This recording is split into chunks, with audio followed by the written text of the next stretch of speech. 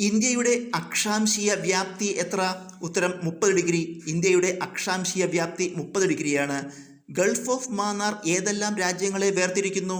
ഉത്തരം India, Sri Lanka. Gulf of Mannar India, Sri Lanka എന്നീ രാജ്യങ്ങളെയാണ് വേർതിരിക്കുന്നത്. ഇന്ത്യയിൽ ആദ്യമായി റെയിൽ ഗതാഗതം ആരംഭിച്ചത് ഏത് സംസ്ഥാനത്താണ്? ഉത്തരം മഹാരാഷ്ട്ര. ഇന്ത്യയിൽ ആദ്യമായി റെയിൽ ഗതാഗതം ആരംഭിച്ചത് മഹാരാഷ്ട്രയിലാണ്. ലോകത്തിലെ ഏറ്റവും ഉയരമുള്ള അംബേദ്കർ പ്രതിമ സ്ഥിതി ചെയ്യുന്നത് എവിടെ? ഉത്തരം വിജയവാഡ. ലോകത്തിലെ ഏറ്റവും ഉയരമുള്ള അംബേദ്കർ പ്രതിമ സ്ഥിതി ചെയ്യുന്നത് വിജയവാഡയിലാണ്. അലി സഹോദരന്മാർ ഏത് പ്രക്ഷോഭവുമായി ബന്ധപ്പെട്ടിരിക്കുന്നു? ഉത്തരം ഖിലാഫത്ത് സമരം. ഖിലാഫത്ത് സമരവുമായി ബന്ധപ്പെട്ടതാണ് അലി സഹോദരന്മാർ.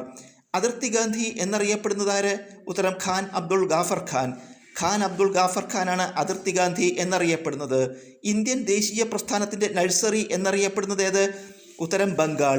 ബംഗാളാണ് ഇന്ത്യൻ ദേശീയ പ്രസ്ഥാനത്തിൻ്റെ നഴ്സറി എന്നറിയപ്പെടുന്നത്. UPSC ചെയർമാൻ, അംഗങ്ങൾ എന്നിവരെ നിയമിക്കുന്നതാര്? ഉത്തരം രാഷ്ട്രപതി. രാഷ്ട്രപതിയാണ് UPSC ചെയർമാൻ, അംഗങ്ങൾ എന്നിവരെ നിയമിക്കുന്നത്. ഒരു ബിൽ മണി ബിൽ ആണോ എന്ന് തീരുമാനിക്കാനുള്ള അധികാരം ആർക്കാണ്? ഉത്തരം ലോക്സഭാ സ്പീക്കർക്ക്. ഒരു ബിൽ മണി ബിൽ ആണോ എന്ന് തീരുമാനിക്കാനുള്ള അധികാരം ലോക്സഭാ സ്പീക്കർക്കാണ്. 2023 സംഭവിച്ച താനൂർ ബോട്ടപകടം അന്വേഷിച്ച ജുഡീഷ്യൽ കമ്മീഷൻ ഏത്? ഉത്തരം justice VK Mohanan commission. Justice VK Mohanan commission ആണ് 2023 സംഭവിച്ച താനൂർ ബോട്ടപകടം അന്വേഷിച്ച ജുഡീഷ്യൽ കമ്മീഷൻ. കാപ്പെക്സ് ഏത് വ്യവസായ മേഖലയിലെ സഹകരണ സ്ഥാപനമാണ്? ഉത്തരം കൈത്തറി. കാപ്പെക്സ് കൈത്തറി വ്യവസായ മേഖലയിലെ സഹകരണ സ്ഥാപനമാണ്. കൊച്ചി രാജപ്രജാ മണ്ഡലം സ്ഥാപിതമായ വർഷമേത്? ഉത്തരം 1941. 1941 കൊച്ചി രാജപ്രജാ മണ്ഡലം സ്ഥാപിതമായത്. പ്രഥമ വയലാർ അവാർഡ് നേടിയ സാഹിത്യകൃതി ഏത്? ഉത്തരം അഗ്നിസാക്ഷി. അഗ്നിസാക്ഷിയാണ് പ്രഥമ വയലാർ അവാർഡ് നേടിയ സാഹിത്യകൃതി. രചയിതാവ് ലളിതാംബിക അന്തർജനം. അഗ്നിസാക്ഷി എന്ന കൃതിയുടെ രചയിതാവ് ലളിതാംബിക അന്തർജനമാണ്. രാമായണം ഇതിവൃത്തമാക്കിയ മെഴുകു മ്യൂസിയം നിലവിൽ വന്നതെവിടെ? ഉത്തരം ഉത്തർപ്രദേശിൽ. രാമായണം ഇതിവൃത്തമാക്കിയ മെഴുകു മ്യൂസിയം നിലവിൽ വന്നത് ഉത്തർപ്രദേശിലാണ്. ഏറ്റവും കുറഞ്ഞ അളവിൽ കണ്ടുവരുന്ന ഉത്കൃഷ്ടവാതകം ഏത്? ഉത്തരം റഡോൺ. റഡോൺ ആണ് ഏറ്റവും കുറഞ്ഞ അളവിൽ കണ്ടുവരുന്ന ഉത്കൃഷ്ടവാതകം. ഹാൻസൻസ് രോഗം എന്നറിയപ്പെടുന്ന രോഗമേത്? ഉത്തരം കുഷ്ഠം. കുഷ്ഠരോഗമാണ് ഹാൻസൻസ് രോഗം എന്നറിയപ്പെടുന്ന രോഗം. ഏത് ലോഹത്തിൻ്റെ അയിരാണ് അസുറൈറ്റ്? ഉത്തരം ചെമ്പ്. ചെമ്പ് എന്ന ലോഹത്തിൻ്റെ അയിരാണ് അസുറൈറ്റ്. മാങ്ങയ്ക്ക് മഞ്ഞ നിറം നൽകുന്ന വർണ്ണവസ്തു ഏത്? ഉത്തരം സാന്തോഫിൽ. സാന്തോഫിൽ ആണ് മാങ്ങയ്ക്ക് മഞ്ഞ നിറം നൽകുന്ന വർണ്ണവസ്തു. രക്തത്തിലെ യൂറിക് ആസിഡ് കൂടുമ്പോൾ ഉണ്ടാകുന്ന രോഗമേത്? ഉത്തരം ഗൗട്ട്. ഗൗട്ടാണ് രക്തത്തിലെ യൂറിക് ആസിഡ് കൂടുമ്പോൾ ഉണ്ടാകുന്ന രോഗം. ഫോബോസ് ഏതിൻ്റെ ഉപഗ്രഹമാണ്? ഉത്തരം ചൊവ്വ. ചൊവ്വയുടെ ഉപഗ്രഹമാണ് ഫോബോസ്. മംഗള ഏത് കാർഷിക വിളയുടെ ഇനമാണ്? ഉത്തരം കവുങ്ങ്. കവുങ്ങ് എന്ന കാർഷിക വിളയുടെ ഇനമാണ് മംഗള. മാലദ്വീപിൽ ഹനിമാഥു രാജ്യാന്തര വിമാനത്താവളം നിർമ്മിക്കാൻ സഹായിച്ച രാജ്യമേത്? ഉത്തരം ഇന്ത്യ. ഇന്ത്യയാണ് മാലദ്വീപിൽ ഹനിമാഥു രാജ്യാന്തര വിമാനത്താവളം നിർമ്മിക്കാൻ സഹായിച്ച രാജ്യം. 2025 UN ലോക കാലാവസ്ഥാ ഉച്ചകോടിയുടെ വേദിയേത്? ഉത്തരം ബ്രസീലിലെ ബെലം. ബ്രസീലിലെ ബെലം ആയിരുന്നു 2025 UN ലോക കാലാവസ്ഥാ ഉച്ചകോടിയുടെ വേദി. മനുഷ്യനെ വീണ്ടും ചന്ദ്രനിൽ എത്തിക്കാനുള്ള US-ൻ്റെ പദ്ധതി ഏത്? ഉത്തരം ആർട്ടിമിസ്. ആർട്ടിമിസ് ആണ് മനുഷ്യനെ വീണ്ടും ചന്ദ്രനിൽ എത്തിക്കാനുള്ള US-ൻ്റെ പദ്ധതി. അസമിലെ കരിംഗഞ്ച് ജില്ലയുടെ പുതിയ പേരെന്ത്? ഉത്തരം ശ്രീഭൂമി. ശ്രീഭൂമി എന്നാണ് അസമിലെ കരിംഗഞ്ച് ജില്ലയുടെ പുതിയ പേര്.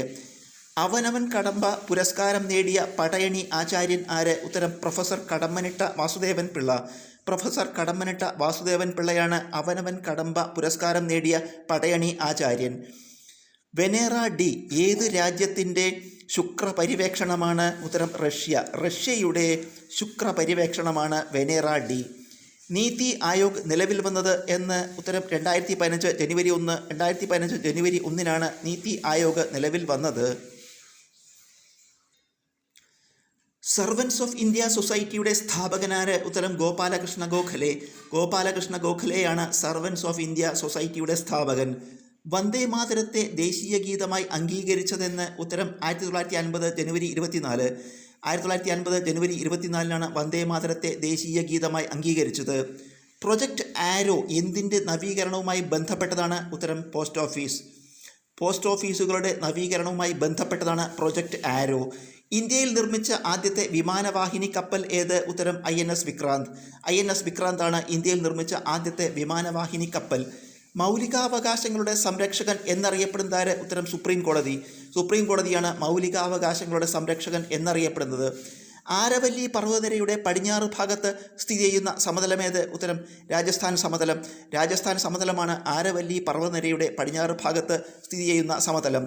മുംബൈയെയും നാസിക്കിനെയും ബന്ധിപ്പിക്കുന്ന ചുരമേത്? ഉത്തരം താൽഘട്ട് ചുരം. താൽഘട്ട് ചുരമാണ് മുംബൈയെയും നാസിക്കിനെയും ബന്ധിപ്പിക്കുന്ന ചുരം. കേരളത്തിൻ്റെ വിസ്തീർണം എത്ര? ഉത്തരം 38,863 ചതുരശ്ര കിലോമീറ്റർ.